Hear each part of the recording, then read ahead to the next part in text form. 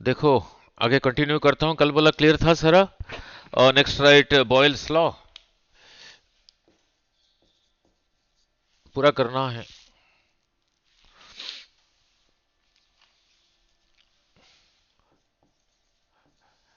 Chemistry में क्या होगा बोलो जरा, देखते हैं।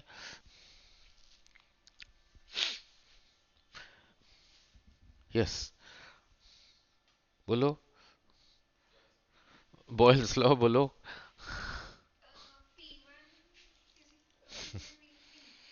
हम्म।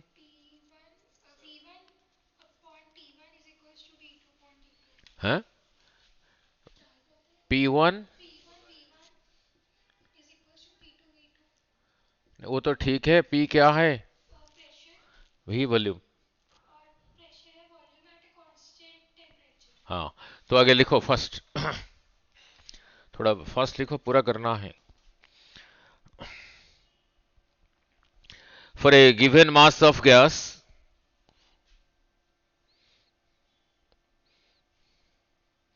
at constant temperature,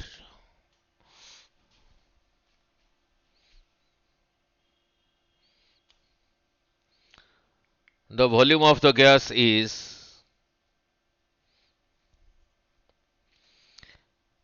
inversely proportional to the pressure।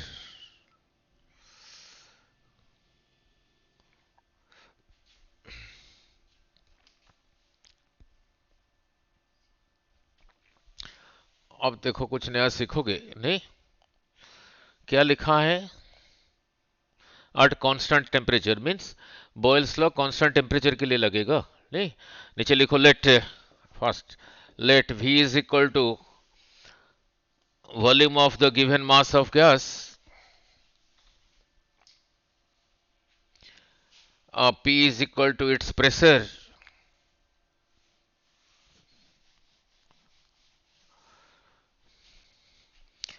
तो स्टेटमेंट में क्या लिखा है? Volume is inversely proportional to pressure. तो उसको मैथमेटिकली कैसे लिखोगे? Therefore V proportional to 1/P नहीं, which implies V is equal to some constant into 1/P।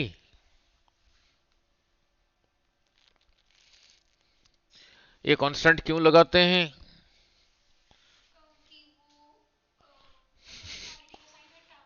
हुँ? हाँ, जैसे this is you, this is क्या नाम था, ठीक है।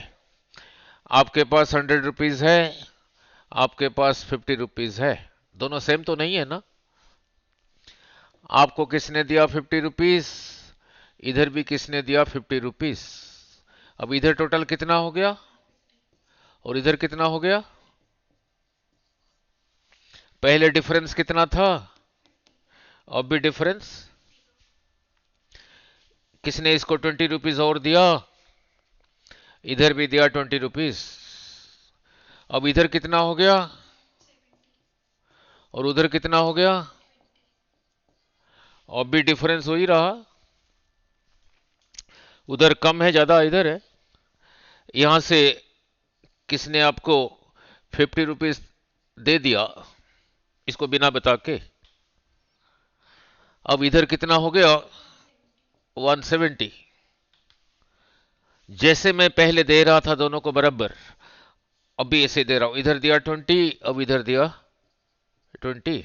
अब कितना हो गया? 190। इधर भी हो गया, अब बराबर हो गया। बराबर करने के लिए ये जो एक्स्ट्रा चीज दिया, ये यही रहा दैट कांस्टेंट। तो ये P को फिर इधर ले आया, P भी रहा कांस्टेंट। इसका मीनिंग क्या है?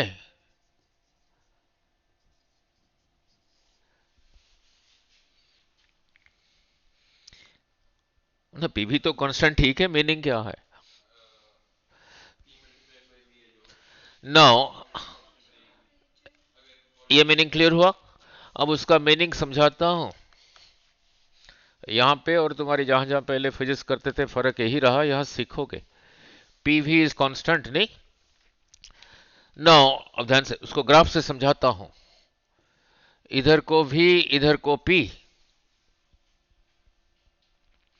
तो ग्राफ कैसे होगा बोलो जरा। हम्म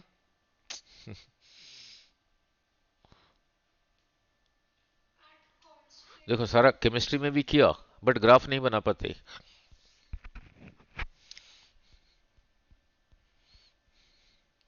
इसी को देखो, ये एक्स एक्सिस पे चीजों को समझो। एक्स एक्सिस पे वॉल्यूम ले रखा हूं, इधर प्रेशर ले रखा हूं,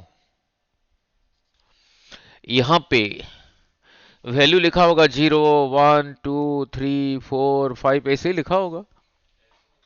हाँ, कोई बात नहीं। यहां 5 लिखा है तो यहां इतना, यहां से जितना आगे 5 लिखा है, यहां से उतना आगे कितना लिखा होगा, 10। फिर उतना आगे क्या लिखा होगा, 15। मीन्स इस लाइन पे जो वैल्यू है इंक्रीज हो रहा है। नहीं, चीजों को समझना है, ऐसे नहीं। ग्राफ को याद नहीं रखते, आपको ये ट्रांसलेट करना आना चाहिए मैथ में, जो कि अब सीखते नहीं। इस जगह पे कितना लिखा है, यहां पे v इज 0।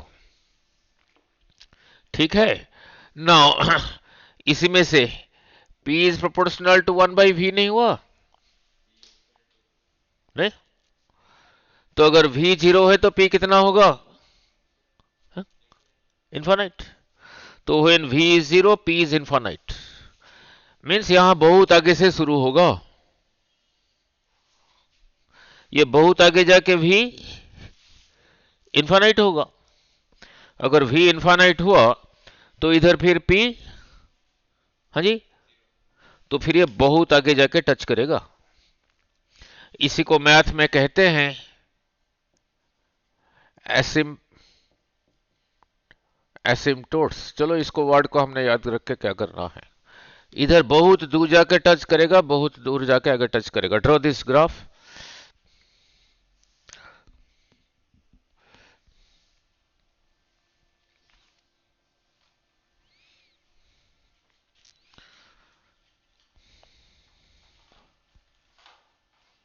ऐसे नहीं सीखते, ऐसे नहीं सीखा, सिर्फ पी भी इज कांस्टेंट। हाँ, फिर क्या। मीनिंग क्या है समझा देता हूं। जो अभी कहा P V is equal to constant, इसका मीनिंग इसी ग्राफ में समझा देता हूं ना। एक जगह ये लिया, एक जगह ये लिया, कहीं भी ले सकते हो। अब ये मत कहना कि एक सर ने इधर को लिया एक इधर को लिया, ऐसा नहीं है। एक जगह ये, एक जगह ये भी ले सकते हो। ठीक है, उसका मीनिंग समझाता हूं। इस जगह पे, इसी जगह पे P का वैल्यू ये, V का वैल्यू ये, उसको P1 V1 कह देता हूं। इस जगह पे समझ आ रहा है बेटे, नहीं। इस जगह पे V रहा ये, P रहा ये, उसको P2 V2 कह देता हूं। अब समझ आया। ये ग्राफ के ऊपर कोई भी दो पॉइंट ले लो कहीं भी, किसी एक जगह का पी भी, किसी दूसरे जगह का पी भी सेम है। ये रहा इसका मीनिंग। ठीक है, ये रहा इसका मीनिंग। अब मीनिंग क्लियर हुआ, ऐसे नहीं क्लियर था पहले।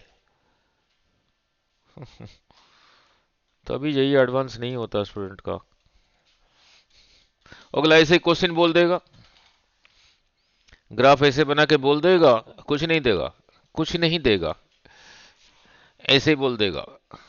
कहा इधर को P इधर को V, कहा पॉइंट A, ऐसे बना देगा क्वेश्चन पॉइंट B, नहीं। और नीचे चॉइसेस बना देगा। at A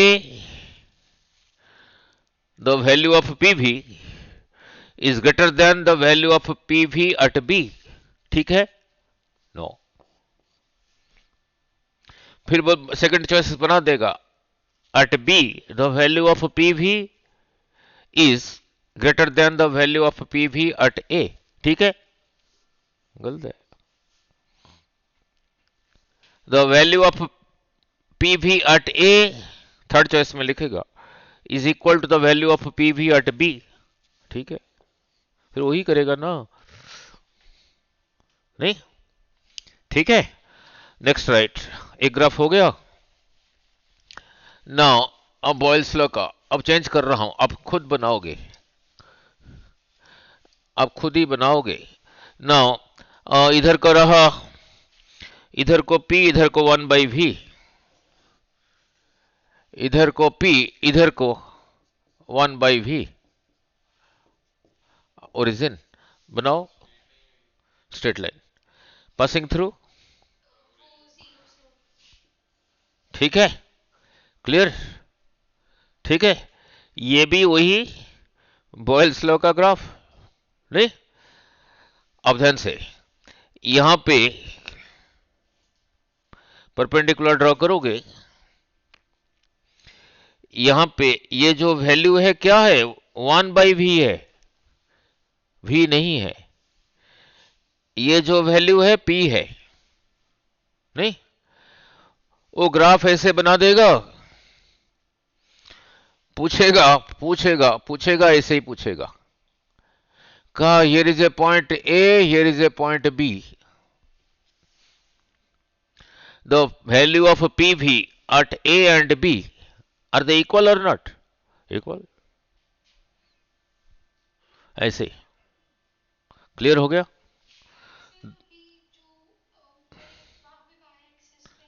हाँ हाँ, जो इधर लेते हैं वो इस पे डिपेंड करता है, ठीक है, नहीं? वो मैं चेंज कर सकता हूँ, ऐसा कुछ नहीं है. ना, कोई बात नहीं. जैसे काइनेमेटिक्स में किया था, इधर को था डिस्प्लेसमेंट, ना चलो इधर कोई नहीं. इधर को टाइम, इधर को डिस्प्लेसमेंट. ग्राफ ऐसा है. इस लाइन का टैन थीटा क्या देता था,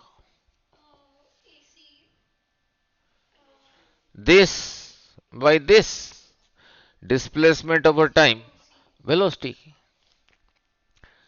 उसने ऐसे ही बना देगा, इसको दिया 30 डिग्री, तो फिर वेलोसिटी बोल दो कि बोलो tan 30. ये सेकंड में लिखा है, ये मीटर में लिखा है, फिर कहोगे tan 30 is how much, metre पर सेकंड. बच्चे इसको रट के चले जाते हैं, वो ग्राफ ऐसे दे देता है, इधर को डिस्प्लेसमेंट, इधर को टाइम, ग्राफ ऐसे दे दिया, कहा दिस एंगल इज 30, पूछा वेलोसिटी क्या है, बोलो tan. हाँ, इसको यहां पे याद रखोगे, टाइम एक्सिस के साथ जो एंगल है उसका टैन देता है वेलोसिटी, ऐसे याद रखोगे ना, नहीं? ऐसे ही करते हैं वो. ठीक है, क्लियर. हाँ जी, हाँ जी. इसी के साथ स्ट्रेट लाइन, नो. अब इसी को मल्टीप्लाई करो, देखो क्या हुआ, मीन्स उसका स्लोप कांस्टेंट है.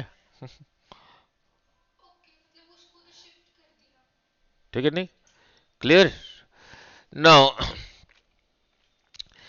यहां पे जैसे पहले, इससे पहले समझाया था, अब इसको ऐसे ही समझते हैं. इस एक्सिस पे जो लिखा होगा 1/V का वैल्यू लिखा होगा, तो यहां कितना लिखा होगा, 0. यहां पे 1/V 0, ये 0 यहां पे, तो यहां पे P क्या होगा, हाँ जी, बस तभी यही से शुरू हुआ. ठीक है. नाउ बॉयल्स लॉ का थर्ड ग्राफ. नाउ इधर को PV, इधर को V, इधर को PV, इधर को वॉल्यूम, तो अब ग्राफ कैसे होगा बोलो, वही बॉयल्स लॉ लगाओ, मैथ. Very good. PV था ना कांस्टेंट, ये वॉल्यूम के लिए पीवी जितना है, इतना वॉल्यूम के लिए भी उतना ही होना चाहिए, इतना वॉल्यूम के लिए फिर उतना ही होना चाहिए, नहीं? ठीक है। नाउ नाउ लुक, अब यहीं पे एक अलग क्वेश्चन पूछ रहा हूं बना के, कंसेप्चुअल क्वेश्चन इसी के साथ। ये ग्राफ ऐसा है, अब इसी के साथ look at the conceptual question. Now look, इधर को पी भी, इधर को भी। लुक, वॉल्यूम तो बढ़ रहा है, इसी के अंदर वो गैस था, पहले था, इतना टेम्परेचर पे था। इसी ग्राफ को देखो, ये वॉल्यूम धीरे धीरे बढ़ नहीं रहा, वॉल्यूम बढ़ रहा है ना। तो मॉलिक्यूल्स इसी के अंदर जैसे वाइब्रेट होते थे इतने जगह में, अब अब धीरे हो रहे हैं या कम हो रहा है? हाँ जी, पहले इसी के अंदर जैसे वाइब्रेट होते थे उसकी वजह से जो टेम्परेचर था, अब वॉल्यूम इतना हो चुका है, अब इतना बढ़ चुका है, तो फिर ठंडा हो जाएगा, नहीं? बट टेम्परेचर को तो कांस्टेंट रखना है फिर ना। तो प्रेशर फिर कैसे इंक्रीज हुआ? बाहर से हीट दे रखा है, वही टेम्परेचर मेंटेन करने के लिए, क्योंकि ठंडा हो रहा है ना, वही मेंटेन करने के लिए। नहीं, प्रेशर तभी बढ़ेगा, अपने आप थोड़ी बढ़ेगा, हीट करोगे जाके जोर से लगेगा, ऐसे लग के ऐसे ही आया। ठीक है, यस। पहले इतने में जाके ऐसे लग के वापस आता था, हीट करने से वो ऐसे ही जाके आ रहा है, नहीं? क्लियर हो गया? Next right, Charles law.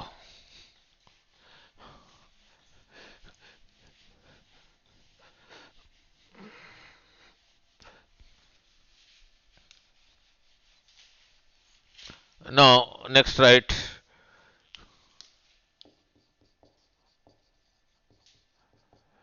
Charles law. आगे लिखो,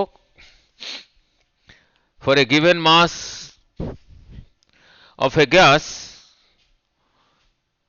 at constant pressure, for a given mass of gas at constant pressure, the volume is directly proportional to the absolute temperature. Volume को लिखा V, टेम्परेचर को लिखा T. Volume is directly proportional to the absolute temperature. For a given mass of gas, the volume of the gas is proportional to its absolute temperature. नहीं? ठीक है, absolute temperature जब कह रहा हूं, या टेम्परेचर को सेंटीग्रेड में मेजर कर रहा हूं या फ़ारेनहाइट में या केल्विन में? केल्विन में। हीट एंड थर्मोडायनेमिक्स में कराया था, C/5 F माइनस 32/9 था, K माइनस 273/5 कराया था, नहीं? नहीं? ठीक है। अब इसके लिए ग्राफ, इधर को टेम्परेचर केल्विन में, इधर वाई एक्सिस पे वॉल्यूम, तो फिर बोलो ग्राफ कैसे होगा?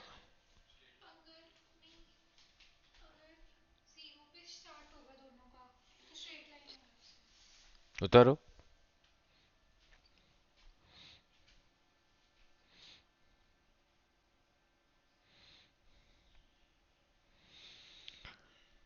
तो इसका मीनिंग क्या है?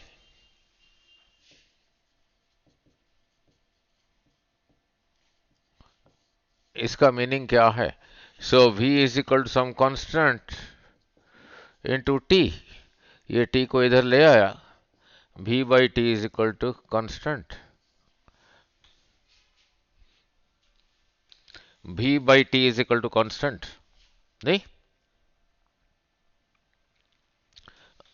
इसी ग्राफ के ऊपर दो जगह, एक जगह ये ले लिया, एक जगह ये ले लिया, नहीं?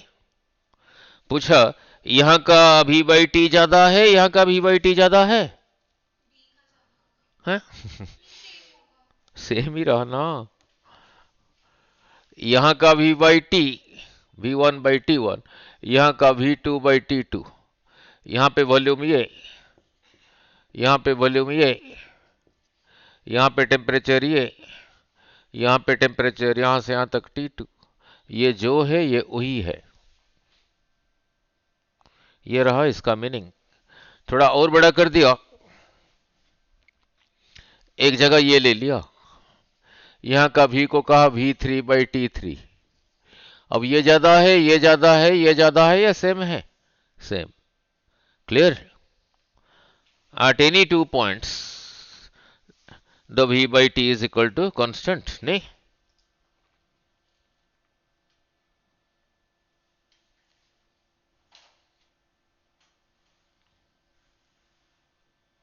ठीक है। नाउ इसको अलग ढंग से समझाता हूं। Clear about this? Now right A statement. Now centigrade को केल्विन करने के लिए क्या करना होता है? प्लस, मान लो 5 डिग्री है, 273 ऐड करके जितना हुआ उतना केल्विन। नहीं, डिग्री केल्विन क्यों नहीं कहते? हम्म? नहीं, बाकी जगह पे तो कहते हैं। डिग्री सेंटीग्रेड, डिग्री फ़ारेनहाइट, वहां क्यों नहीं कहते? हम्म? सोच के बताना। चलो, now next right another statement Charles law का। नाउ let P is equal to constant pressure.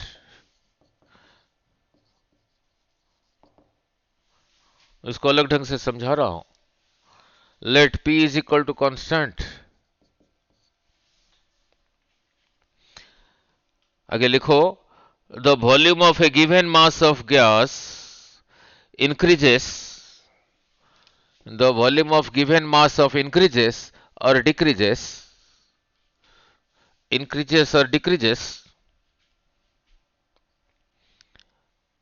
by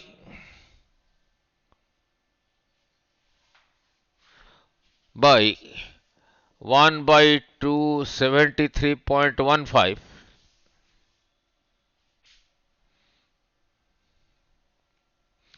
of its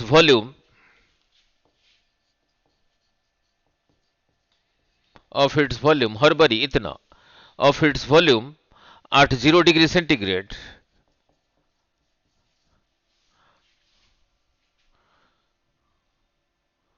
for rise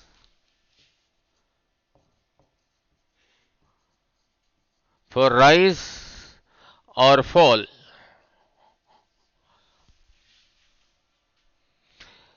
in temperature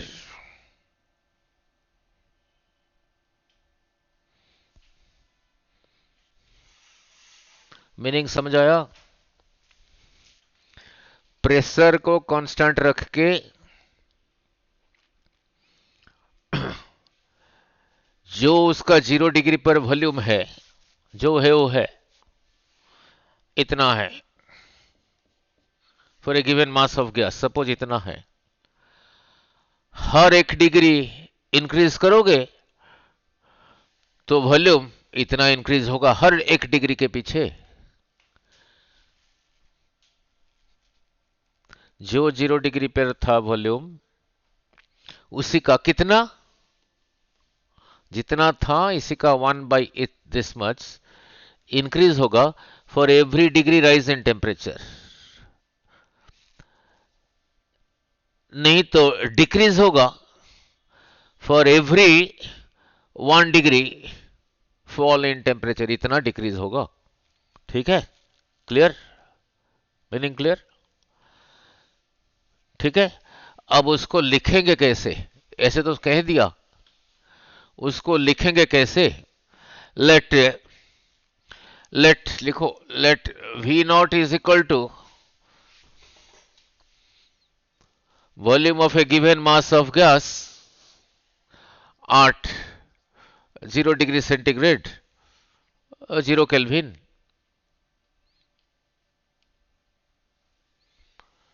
V के नीचे T इज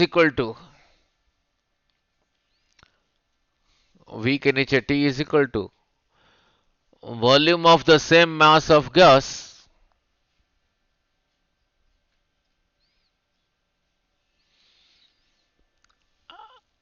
at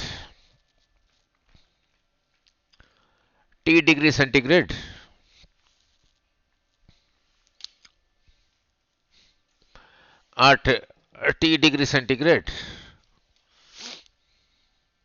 नहीं। अब ध्यान से सुनना जो कह रहा हूं। मैंने कहा ये T डिग्री सेंटीग्रेड, ये 0 डिग्री सेंटीग्रेड, मैं तो कोई वैल्यू तो नहीं दिया ना। अब ये ज्यादा है, ये ज्यादा है।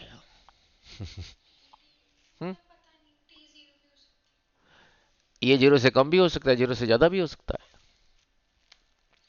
अगर ज्यादा है तो दिस माइनस दिस कितना इंक्रीज हुआ? T डिग्री हुआ। वॉल्यूम कितना इंक्रीज हुआ? Therefore, increase in volume बोलो Vt माइनस V नॉट।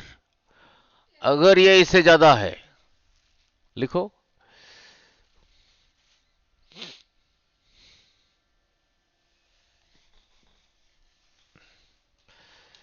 अगर ये इससे ज्यादा है, कितना गर्म किया हूं इसको? T माइनस 0 T डिग्री किया हूं। समझा रहे नहीं? T डिग्री गर्म करके कितना इंक्रीज हुआ? यही रहा। 1 डिग्री करोगे कितना होगा? वही 10 पेन का दाम इतना, एक का कितना, वही चीज। सारा तो यूनिटरी मेथड से समझा रहा हूं, ठीक है। नाउ समझाया?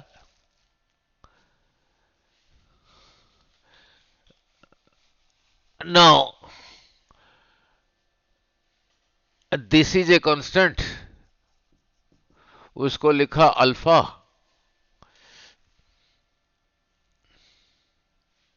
अब क्रॉस मल्टीप्लाई कर दिया, Vt माइनस V0, इसी को अल्फा का, ये उधर चला गया अल्फा टी।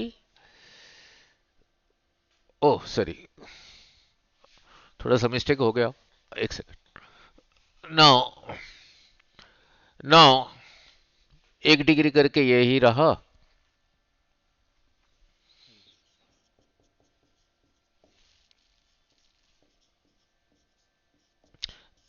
ऐसा चीज उधर हीट एंड थर्मोडायनेमिक्स में नहीं था, alpha beta gamma. Now now look, original कितना था? इतना। जब ओरिजिनल इतना था, इसको पढ़ना, क्या पढ़ोगे? क्या ऐसे नहीं, कॉमन मैन के लिए इंक्रीज इन वॉल्यूम पर यहां टी टाइम नहीं है, टेम्परेचर है ना, उसको कैपिटल टी ले लें। इसको क्या पढ़ोगे? Increase in volume per unit degree rise in temperature, 1 degree गर्म करने से। जब ओरिजिनल वी नॉट था, ये इतना नहीं है, यूनिटी है, तो ये कितना होगा? यहां से यहां कैसे आया? इसी को वी नॉट से डिवाइड करके। This is a constant alpha. तो इससे क्या सीखा? वी नॉट वी टी में, ये उधर चला गया। ये टी को टेम्परेचर पढ़ना चाहिए या चेंज इन टेम्परेचर पढ़ना चाहिए? चेंज इन टेम्परेचर पढ़ोगे ना। आप कहोगे सर ऐसा क्यों करूं? पहले 0 था, बाद में टी हुआ, तो टी माइनस जी टी हुआ। अगले को लगेगा सर ने यहां जो लिखते हैं यहां भी वही लिख देते हैं। मान लो 0 से 5 डिग्री गया, देन 5 माइनस 0 5 ही रहा। अगर जीरो से स्टार्ट हो रहा है, ये क्या है ना, जो यही है। अगर जीरो से स्टार्ट हो रहा है, मैंने कहा पहले 5 डिग्री था, अब 11 डिग्री हो गया। अब चेंज कितना हुआ, दिस माइनस दिस, 6 हुआ। पर ये जो है वो नहीं है ना। ठीक है, तो उसको डेल्टा टी लिखना ठीक रहेगा। तो इसको साइड चेंज कर दिया, V not plus V not alpha T. ये टी को लिखोगे, अगर ऐसे लिखोगे, पढ़ोगे क्या, चेंज इन टेम्परेचर। छोटा टी देख के आपको लगता है टाइम, तो फिर बड़ा टी लिख देता हूं। इसको ऐसे लिख देते हैं, डेल्टा टी, ऐसे याद रख लो, ठीक रहेगा।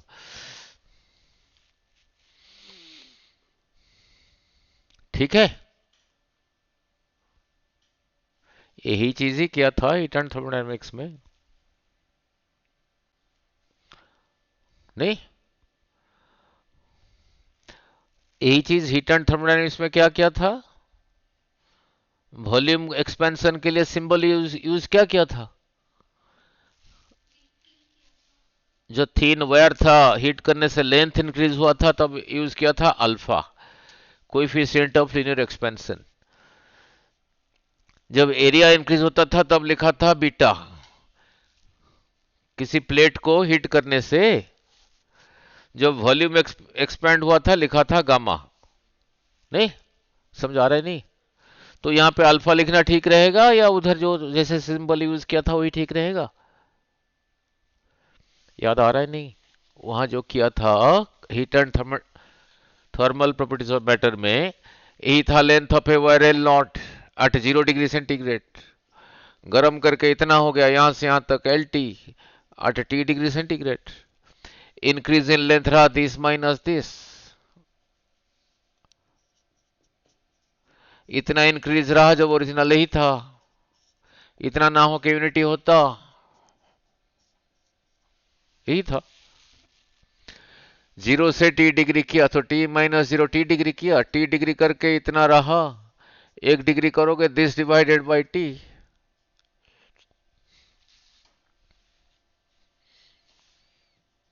L T minus L not by L not T, यही था ना constant, coefficient of linear expansion. ऐसे अगर प्लेट था, coefficient of area expansion beta था, जब वॉल्यूम एक्सपेंड होता था गामा लिया था, तो इसको अल्फा याद रखना ठीक रहेगा, वो अल्फा फिर इसके साथ कंफ्यूज करेगा ना, नहीं? इसलिए वही सिंबल रहने देते हैं जैसे उधर किया था, volume at T degree is equal to जितना था plus V not gamma delta T, ऐसे लिख दो।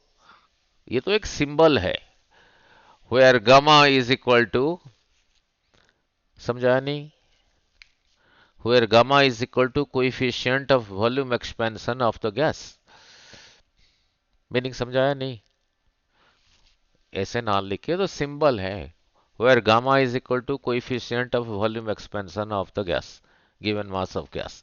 हो गया? और वो कितना है, और कितना है, नीचे लिखो gamma is equal to, gamma is equal to अभी जो कहा था 1/273.15 पर डिग्री सेंटीग्रेड।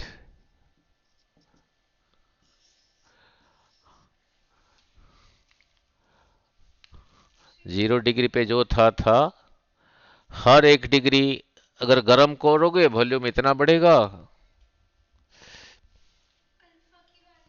हम्म, अल्फा वहां उसके साथ कंफ्यूजन ना हो, थर्मल प्रॉपर्टीज ऑफ मैटर में वहां जैसे वॉल्यूम के एक्सपेंशन के लिए गामा यूज किया था, यहां पे वही सिंबल यूज किया। ठीक है, clear? Next right, next right, Gay Lussac's law, ये फिजिक्स में नहीं आते, फिजिक्स वाले कभी नहीं पूछते ये वाले, बट आपको करा दिया, केमिस्ट्री भी आपका ठीक हो जाए।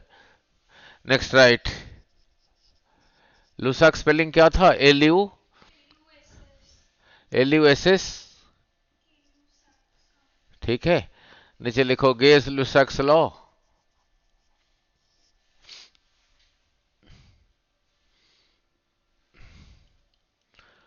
नीचे लिखो for a given mass of gas at constant volume, at constant volume, the pressure is directly proportional to, pressure of the gas is directly proportional to its absolute temperature T. Its absolute temperature T means temperature को kelvin में लिया है।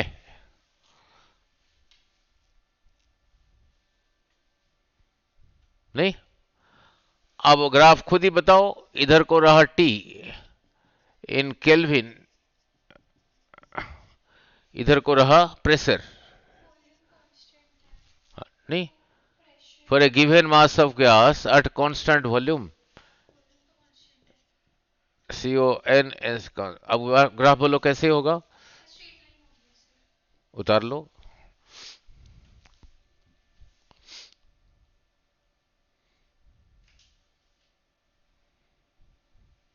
तो यहां पे बोलो क्या constant है, वॉल्यूम तो कांस्टेंट है। आंसर को P और T में बताना। P अपन T यहां पे क्या देता है उसका,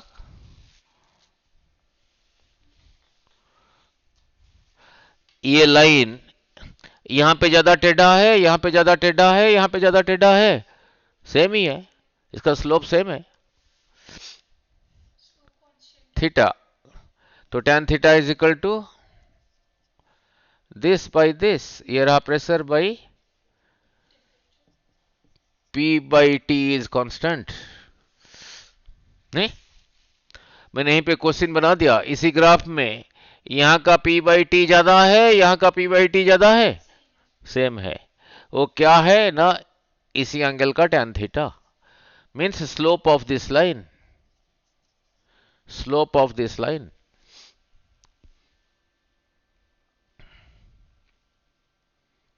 ठीक है,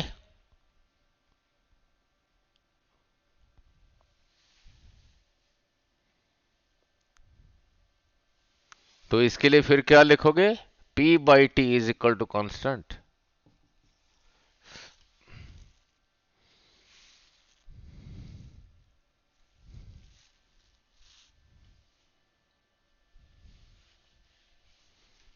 ठीक है, P by T is equal to constant means उसी ग्राफ के ऊपर दो अलग अलग जगह पे उसने पूछ लिया। चलो इतना डिटेल में तो पूछते नहीं, यहां का P बाई टी ज्यादा है, यहां का P बाई टी ज्यादा है, सेम है। ठीक है, नाउ लुक, नाउ नाउ अगर ऐसे नहीं पूछा, नाउ ऐसे ही पूछ लिया, उसी में क्वेश्चन बना दिया, ये T इधर P, वो भी जो कर रहा हूं, यहां पे उस गैस का वॉल्यूम ज्यादा है, यहां ज्यादा है, तो यहां पे लिख दिया V1, यहां पे लिख दिया V2, नीचे चॉइसेस बना दिया। V1 is greater than V2, V1 is equal to V2, V1 is less than V2, ऐसे ही बोल देगा। Clear, now look, now then draw another graph, then draw another graph। now math में क्या होगा, यही रहा x एक्सिस, इधर को y axis, negative x negative y, draw like this. इधर को प्रेशर एट टेम्परेचर T, ये इधर को प्रेशर ले रहा हूं, इधर को टेम्परेचर ले रहा हूं, 0 डिग्री पे, यहीं पे 0, यहां से यहां तक जो वॉल्यूम है उसको कहा सॉरी प्रेशर है, उसको कहा P नॉट। 0 डिग्री सेंटीग्रेड पे जितना प्रेशर है।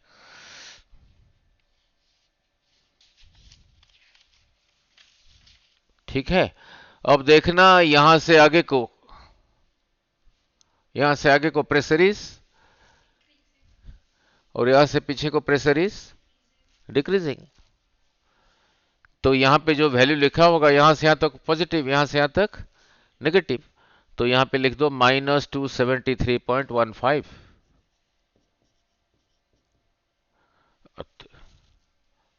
इसका मीनिंग समझाना।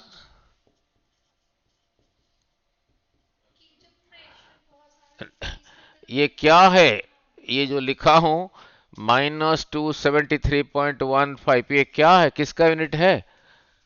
टेम्परेचर का। कैपिटल टी लिख देता हूं, सेंटीग्रेड में लिखा है, तो इतना सेंटीग्रेड, इसी को क्या कहते हैं? Absolute zero. यहां तक लोग पहुंच गए हैं लेबोरेटरी में? नहीं, अब बहुत नजदीक आ गए हैं। नहीं, -273.1111 यहां तक पहुंच गए हैं। ठीक है। तो इस टेम्परेचर पे प्रेशर कितना हो गया? Pressure is zero. अब pressure is zero means gas molecules vibrate हो रहे हैं? नहीं हो रहे। नहीं, मोलिकुलर मोशन स्टॉप्स। ठीक है।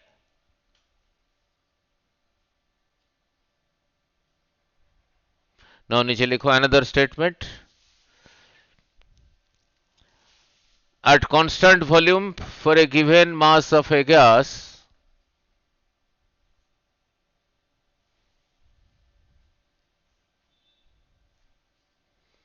at constant volume for a given mass of gas, if we increase the temperature,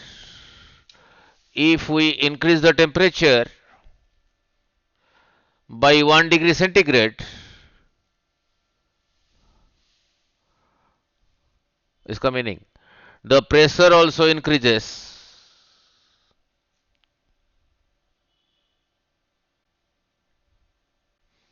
कितना? by 1 by 273.15 part of its initial pressure. Initial pressure जितना था उसका इतना इंक्रीज होगा for every 1 degree rise in temperature.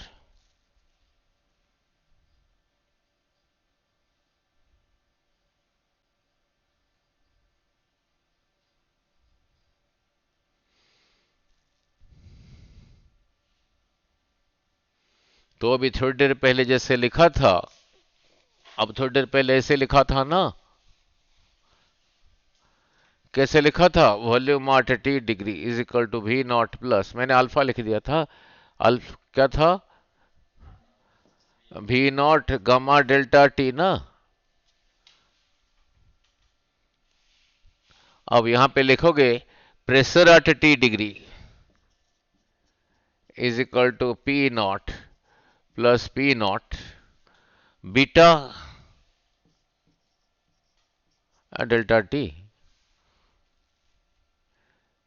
ये जो बीटा है वो ये 1/273.15 पर डिग्री सेंटीग्रेड।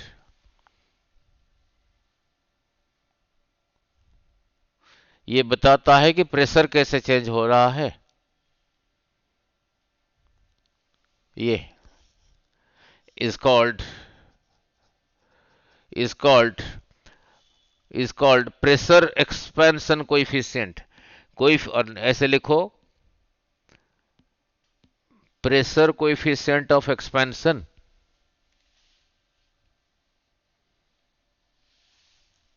और you can say pressure expansion coefficient.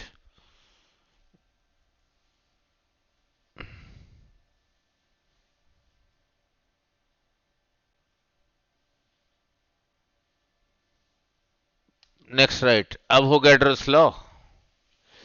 ये तो सब केमिस्ट्री में करना चाहिए था आपको, नहीं, ये फिजिक्स में इसलिए नहीं पूछते हैं। अब हो गया ड्रो, ए भी spelling AVAGADRO, Avogadro's law are important.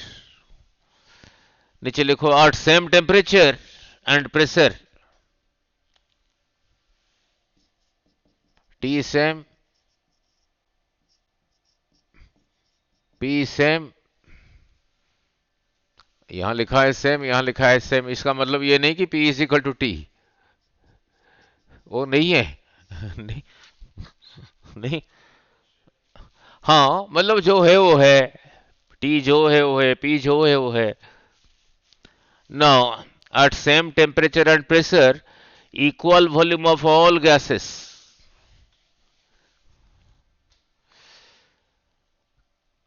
contain equal number of molecules.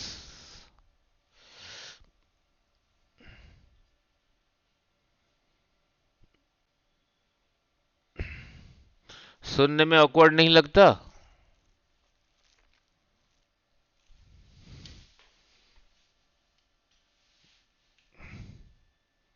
समझ आ रहा है नहीं?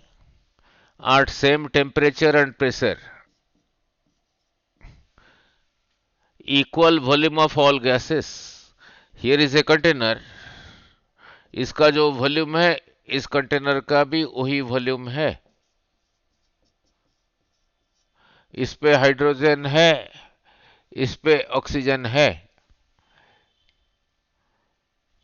इस पे मॉलिक्यूल ज्यादा होंगे, उस पे ज्यादा होंगे। इस कंडीशन में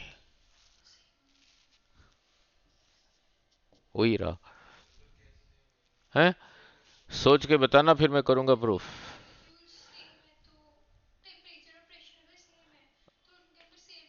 चलो सोचना जरा, फिर मैं कराऊंगा मैथमेटिकली।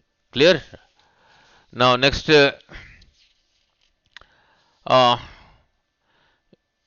नाउ ये सब तो है ही नहीं, डिफ्यूजन फिफ्यूजन। Next, next right molecular wait.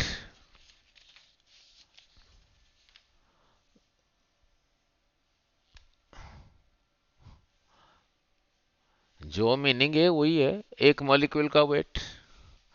Next right molecular weight, molecular wait.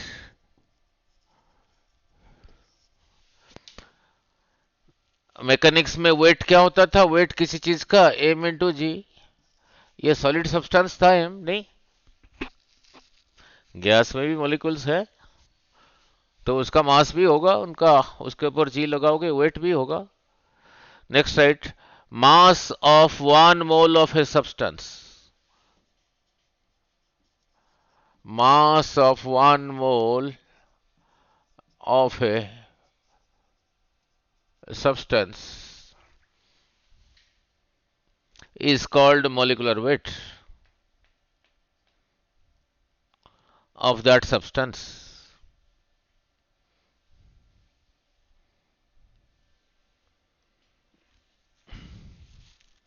Mass of 1 mole of a substance meaning क्या है?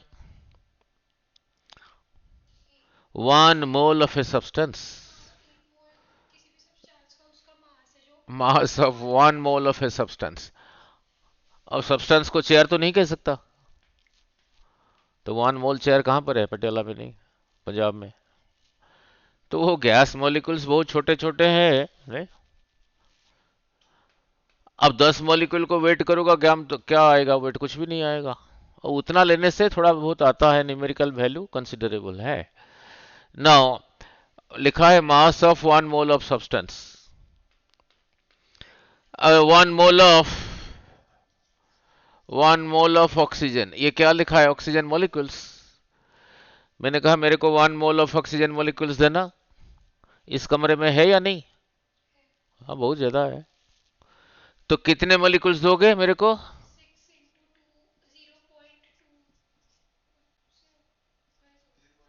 हैं? हाँ 6.023। इतना मैंने कहा मेरे को 1 मोल ऑफ ऑक्सीजन देना। नहीं अब मॉलिक्यूल पूछा हूं। मैंने कहा मेरे को 1 मोल ऑफ ऑक्सीजन, ये क्या लिखा है, ऑक्सीजन आटम लिखा है, मॉलिक्यूल? मेरे को मेरे हाथ में ऐसे कितने गिराओगे? इतने। फिर मैं कहूंगा जी हाँ मेरे पास 1 मोल ऑफ ऑक्सीजन मॉलिक्यूल आ गया। मैंने कहा मेरे को 1 मोल ऑफ ऑक्सीजन आटम देना। मान लो आप आटम को पकड़ सकते हो, यहाँ पड़े हैं, हाथ मैंने ऐसे कर दिया। मेरे को कितने दोगे ऑक्सीजन आटम्स? इतना ही दोगे।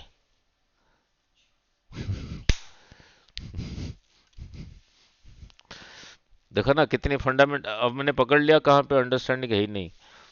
1 मोल मीन्स जिस चीज की बात कर रहे हो, अगर मॉलिक्यूल की बात कर रहे हो तो इतना मॉलिक्यूल्स, अगर एटम की बात कर रहे हो तो इतने एटम्स, अगर इतने, हाँ this is just a number. ठीक है। अब ये थोड़ी कहोगे कि मेरे को इतने बनाना देना नहीं। वो इतने कहाँ मिलेंगे? पटियाला में मिलेंगे? पंजाब में? हिंदुस्तान में? नहीं मिलेंगे ना। मिल जाएंगे? सोच के बताना।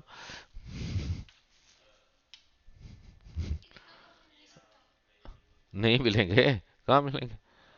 ठीक है, नहीं, नहीं, नहीं मिलेंगे, नहीं। Now, now this is just a number, is a large number used for counting number of atoms or molecules or ions, नहीं? ठीक है। Now it is generally expressed in gram per mole। लिखो, it is generally expressed in gram per mole। 1 मोल में कितने ग्राम है? 5 ग्राम है, 10 ग्राम है, 15 ग्राम है, जो भी है। ठीक है।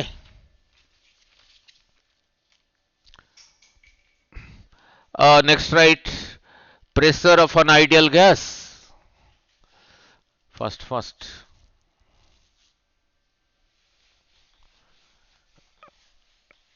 pressure exerted by an ideal gas, नहीं?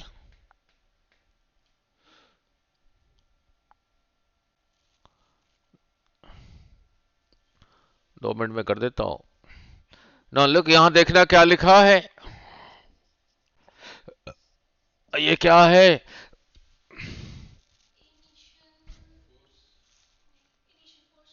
फोर्स है।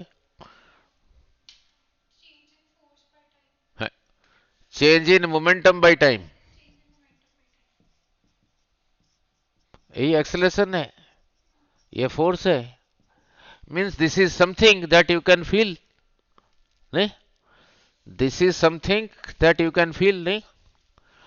नाउ अब क्या लिखा हूं? Pressure of an ideal gas. ना लुक, यही रहा बेड, आप इसी के ऊपर ऐसे खड़े हो, बेड जितना नीचे दबेगा, आप यहीं पे लेट गए, बेड उतना दबेगा या कम है? या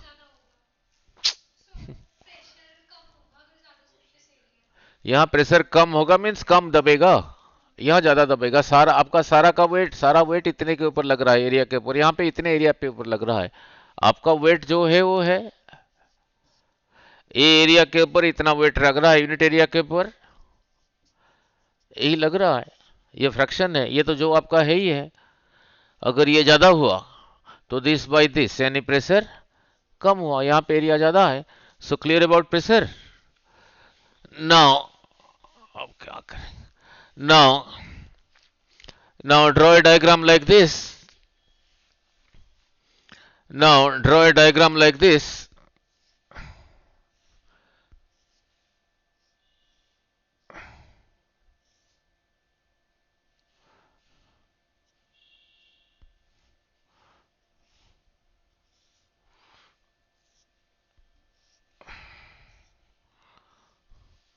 ये कोई एनक्लोज्ड कंटेनर है, draw a diagram like this. Time हो गया है? कितना टाइम है देख। हाँ जी, हाँ जी। चलो अब पूरा कर देते हैं इसको। Draw a diagram like this.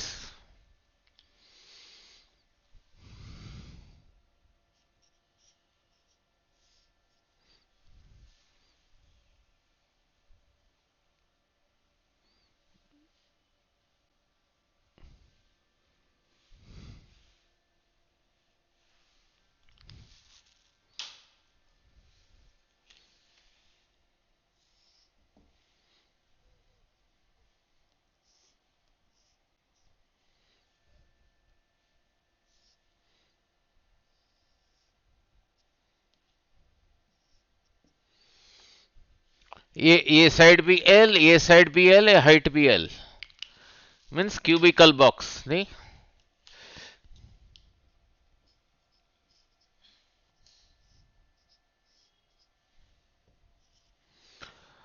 नीचे लिखो,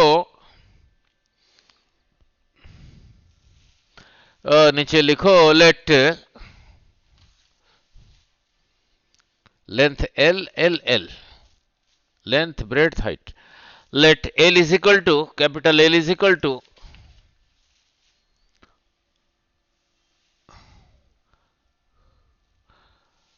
the length of each side of a cubical box.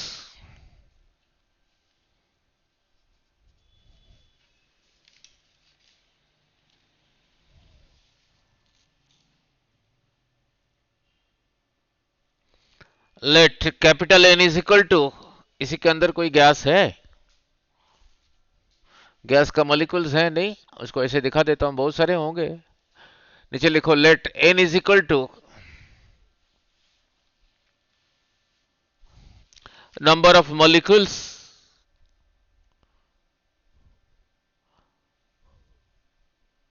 of a gas contained in this cubical box। n number of molecules हैं, उसके नीचे small m is equal to mass of each molecule.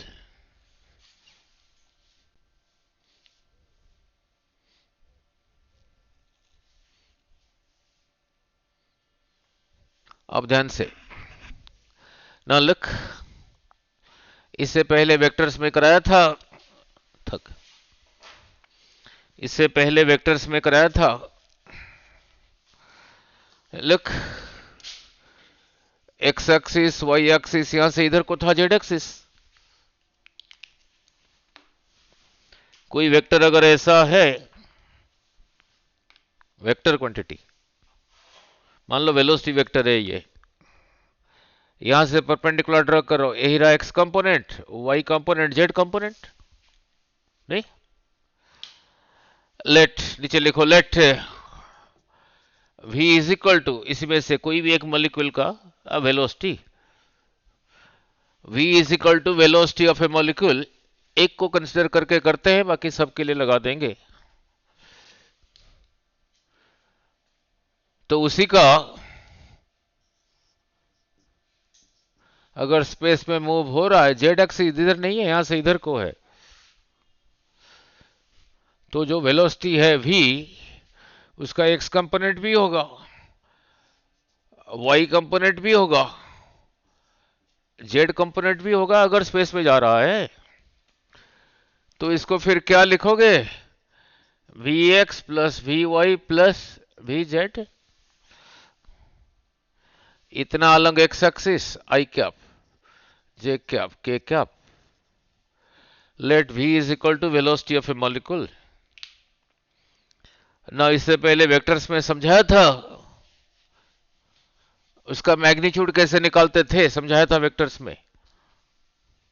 अगर कहीं पे लिखा है A vector is equal to suppose 2i cap plus 3j cap plus 6k cap, कैसे सिखाया था, ए डॉट ए बिना वैल्यू पुट करके, ए का मैग्नीट्यूड, सेकंड का मैग्नीट्यूड, ये जो है वही है, angle between them is 0, cos 0 is 1 a square. अगर वैल्यू पुट करोगे 2i प्लस 3j, पहले कराया था वेक्टर्स में नहीं, dot 2i plus 3j plus 6k,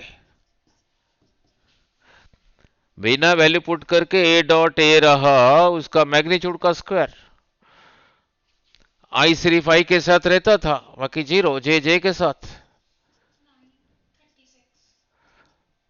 49। ये रहा ऐसे, ये रहा ऐसे, so A is equal to इसी का square root. Only positive value that is plus और माइनस 7, सिर्फ यही लेना। तो यहां पे ये वेलोसिटी वेक्टर का मैग्नीट्यूड बोलो क्या होगा।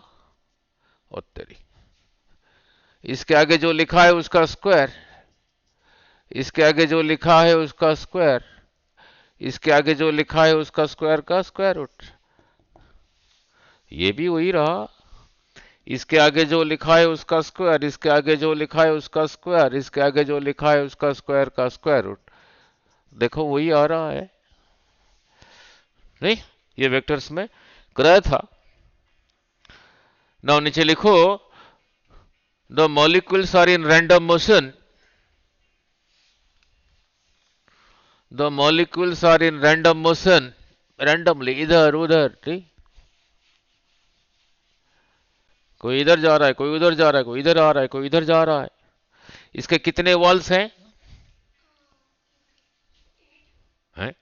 8 वाला कमरा का साइड, जिस कमरे में बैठे हो कितने वॉल्स हैं? घर रूम ही है, फ्लोर 1 2 3 4 5 6, नहीं। ये रहा ऊपर वाला छत, ये रहा फ्लोर, ये रहा पिछला दीवार, ये रहा साइड वाला सामने एक फ्रंट में ही है। लिखा, since the molecules are in random motion therefore almost same होगा, V X is equal to V Y is equal to V Z. थोड़ा फास्ट लिखो, खत्म करना है। जो ये लिखा था फिर कितना हो जाएगा, फिर भी ये सभी सेम है। इसकी जगह वी एक्स लिख सकते हो, इसकी जगह वी एक्स लिख सकते हो, नहीं तो इसकी जगह वी वाई, इसकी जगह वी, मर्जी है, तो वी एक्स ही लिख लेते हैं। सो 3 वी एक्स का square root, √3 times V x.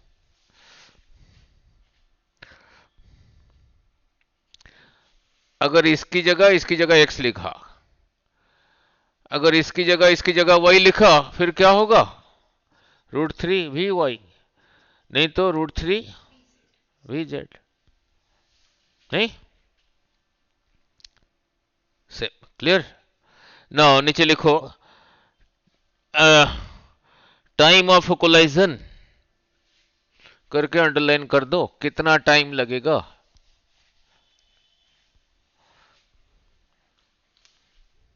Look, between two opposite walls, time of collision between two opposite walls.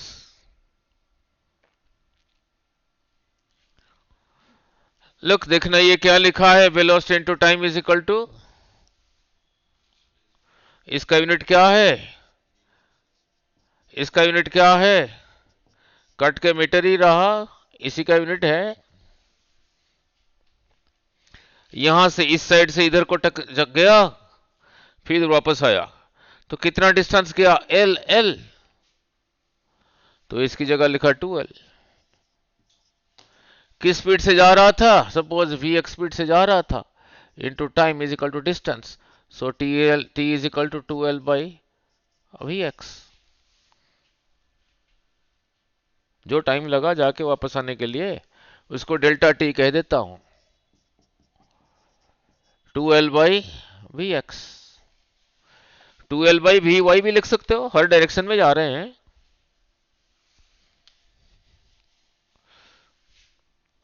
इसी को 2l बाई वी वाई भी कह सकते हो, 2l बाई वी जेड भी कह सकते हो, नहीं। Next right frequency of collision, वो छोटा सा टाइम टी लिख दो, तो सिंबल है।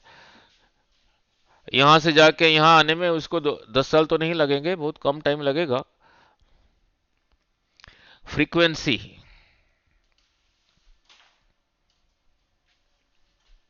नहीं। नेक्स्ट राइट collision, वही frequency of collision, how frequently they collide.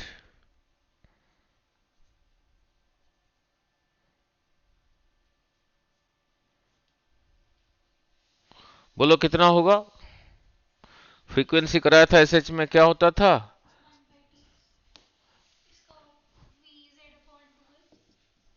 T की जगह डेल्टा टी लिख दिया, वही चीज है। 12 बाई, चाहे ये लिखो चाहे ये लिखो, ये दोनों तो सेम लिया हूं ना, तो रहा Vx/12। नहीं,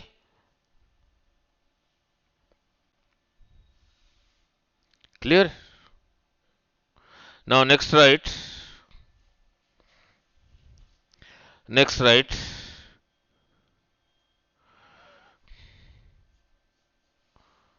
we also know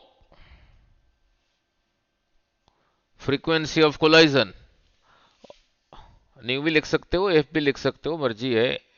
एफ भी लिख सकते हो, एन भी लिख सकते हो, तो मर्जी है क्या लिखना है। नहीं, वो तो सिंबल है।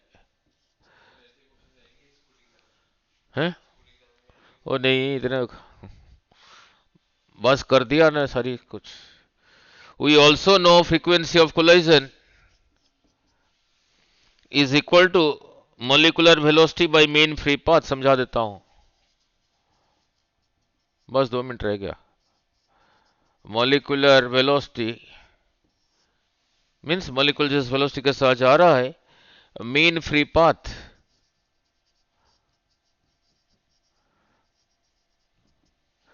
सभी का डिस्टेंस अलग ट्रैवल हो रहा है।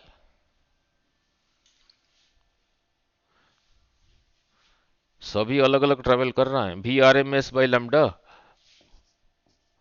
Root mean square velocity by lambda, जो मीन डिस्टेंस ट्रेवल कर रहे हैं।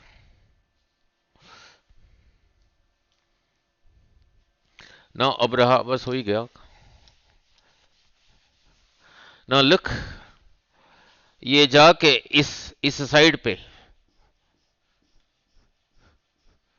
इसी साइड पे भी वेलोसिटी के साथ लगा, उसी वेलोसिटी के साथ वापस आया। तो चेंज इन मोमेंटम, इधर को पहले मोमेंटम रहा इधर को एम भी, बाद में मोमेंटम रहा इधर को एम भी, तो चेंज इन मोमेंटम इज, हाँ, जीरो नहीं कराया था, नहीं, 2 MB। सो नीचे लिखो change in momentum is, collide करके वापस आ रहा है जिस वेलोसिटी के साथ हिट किया उसी वेलोसिटी के, mean perfectly elastic collision. The change in momentum के लिए सिंबल लिखा डेल्टा पी, रहा 2 MB। Therefore force applied on the wall, अभी थोड़ी देर पहले समझाया था,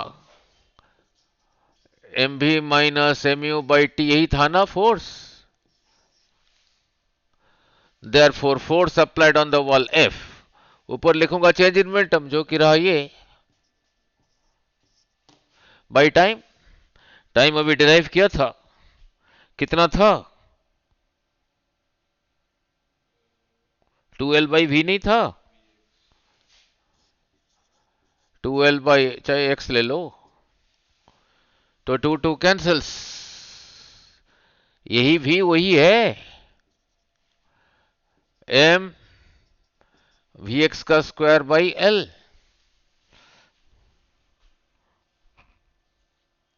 नहीं,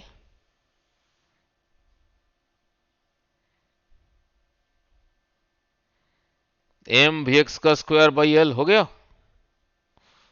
अब रहा इंटरेस्टिंग, है हाँ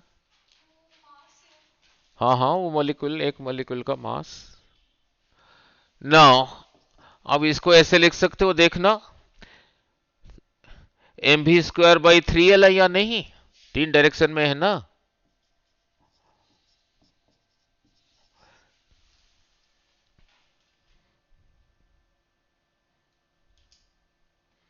तो यही रहा फोर्स। हमारा पर्पस क्या था? प्रेशर निकालना।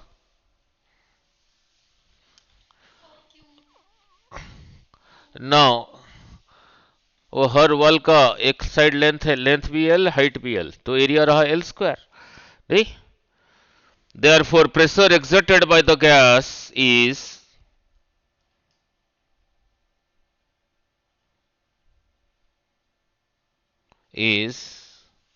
P अभी समझाया था, फोर्स बाय एरिया। फोर्स रहा ये एम भी स्क्वायर बाई 3L, नहीं? हाँ जी, हाँ जी, एम भी स्क्वायर बाई 3L, हाँ जी। नौ बाई ए, अब देखो कितना हुआ,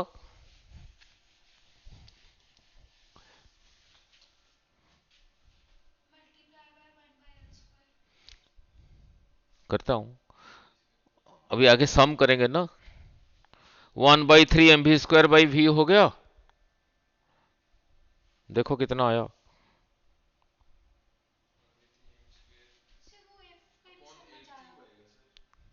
हम्म, L cube,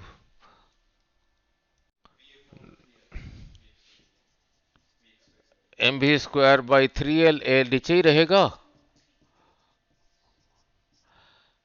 area of cross section into length रहा वॉल्यूम, ये भी वेलोसिटी है, ये रहा volume, area of cross section यही रहा ना एक साइड का, ये भी एल, ये भी एल, तो एरिया रहा एल स्क्वायर इंटू लेंथ रहा वॉल्यूम, सो एम भी स्क्वायर बाई 3 भी, ठीक है। Therefore total pressure exerted by the gas,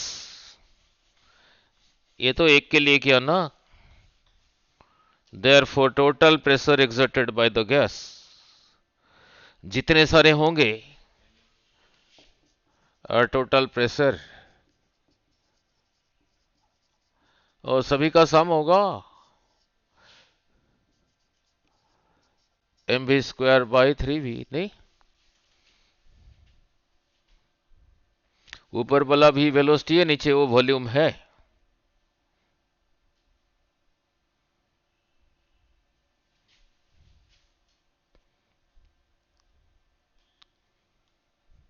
ठीक है।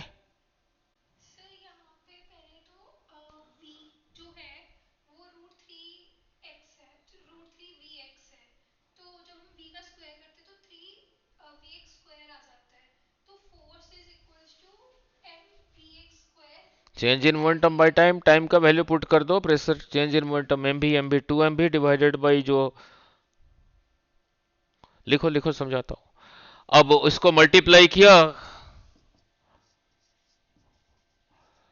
एम भी स्क्वायर बाई 3 भी, ऊपर इससे मल्टीप्लाई किया, इससे डिवाइड किया, मीन्स कोई फर्क नहीं पड़ा, नहीं? शुरू से बिल्कुल शुरू से क्या लिखा है, N is equal to capital N, क्या था, नंबर ऑफ मॉलिक्यूल्स, ये तो एक के लिए पहले किया ना,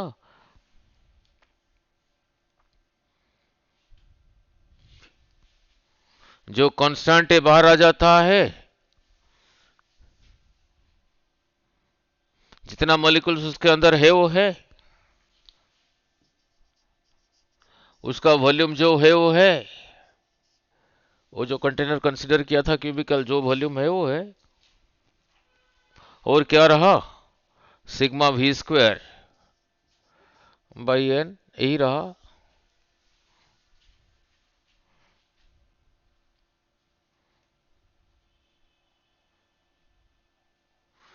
यही होता था आरएमएस वेलोसिटी का square, so 1/3 mn by we,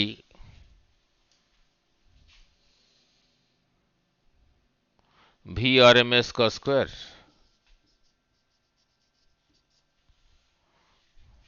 ठीक है।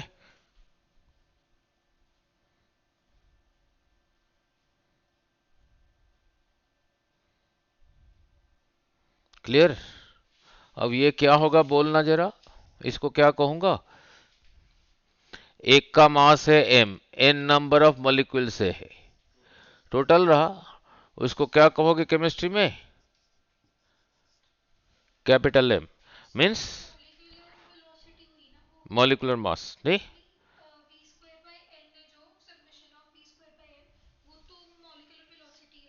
हाँ हाँ, so that is equal to 1/3 m/v, V R M S का स्क्वायर।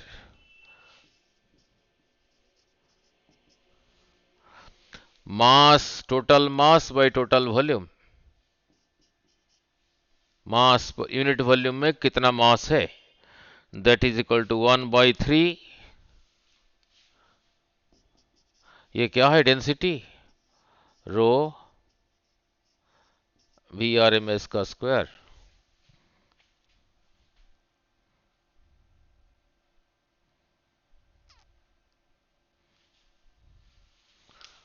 और आपने किया होगा केमिस्ट्री में, वी आर एम एस का स्क्वायर कितना होता था? हम्म,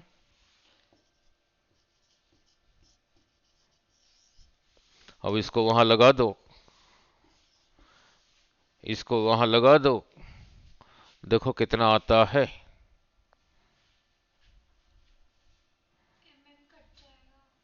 नाउ 1/3 रो 3 pv/m, ये रो है, ये रो है, ये मास है।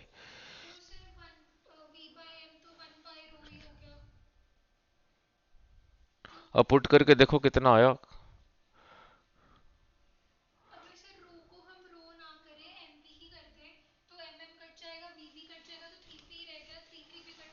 तो 3 RT/m आया नहीं, देखना।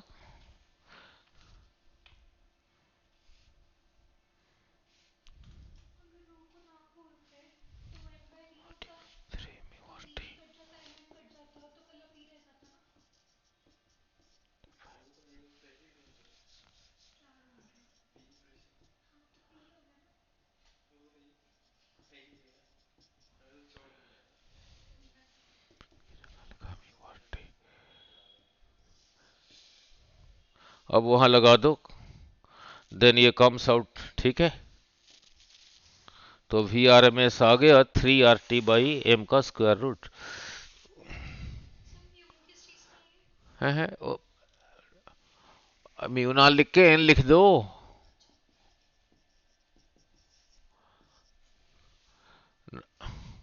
वो तो सिंबल है, देयरफॉर √3 RT/m का स्क्वायर रूट हो गया। Root mean square velocity, root mean square velocity meaning क्या है, एक का रहा v1 उसका स्क्वायर, दूसरे का रहा v2 उसका स्क्वायर, ऐसे n number of vn square divided by n रहा मीन उसका स्क्वायर रूट, यही रहा ये, ठीक है। चलो इतना ही रखते हैं, ऑलमोस्ट खत्म।